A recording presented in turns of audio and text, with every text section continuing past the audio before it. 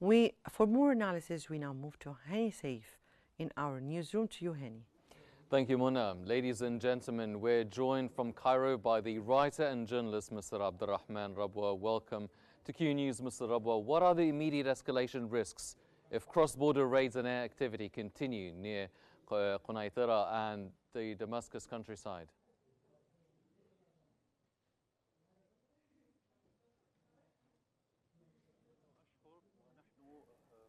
Since months in the past, we monitored the unacceptable Israeli incursions into the Syrian territories, along with the daily basis aggressions against the citizens and stopping them reaching their houses and ranches. The Syrian government called upon every relevant parties to stop such violations, but received no responses from the Israeli side. Due to negotiations and connections in France and Azerbaijan between the Syrian and Israeli governments, but such a negotiation stalled and reached a deadlock due to the Israeli reluctance and its refusal to go out of the Syrian territories and its borders in 1974.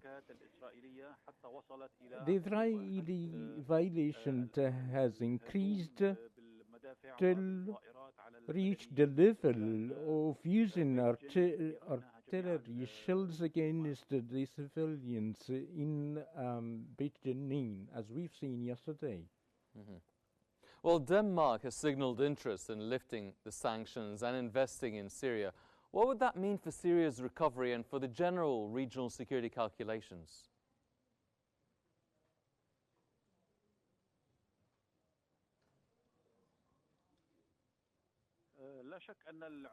There is no doubt economic sanctions upon Syria is halting the path of reconstructing the Syrian Republic. Syria today is just came out of the war and needs a reconstruction. So we have had more than 3 million refugees that they came out of Syria. They need to go back to their homes. That would require an international collaboration with Syria, along with the economic sanctions that prevent the arrivals of the funds and to complete the trade between Syria along with the whole world. Such sanctions should be lifted in for order to have a space for reconstruction and for the civilian to go back home, their homes.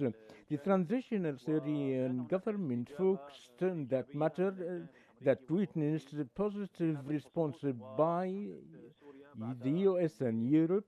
With this regard, after 15 years, Syria had come back to the international SWIFT. Mm-hmm.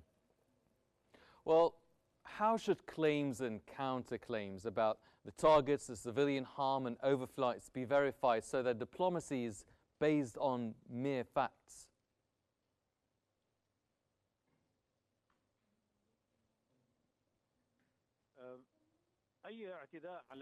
Any violations against civilians would create a state of insecurity in Syria that would naturally affect the process of the reconstruction along with the state.